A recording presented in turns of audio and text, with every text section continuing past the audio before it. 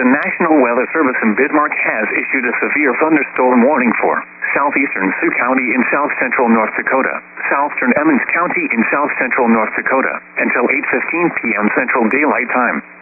At 7:07 p.m. Central Daylight Time, severe thunderstorms were located along a line extending from near 48 to 12 miles west of Westfield to 8 miles northwest of Kennel, moving east at 15 miles per hour.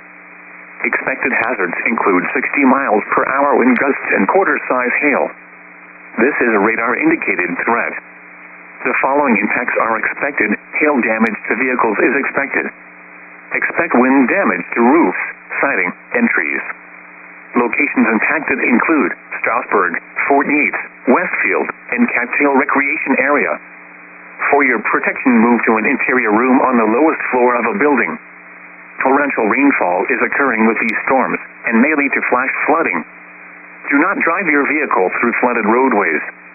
A tornado watch remains in effect until 11 p.m. Central Daylight Time for south-central North Dakota.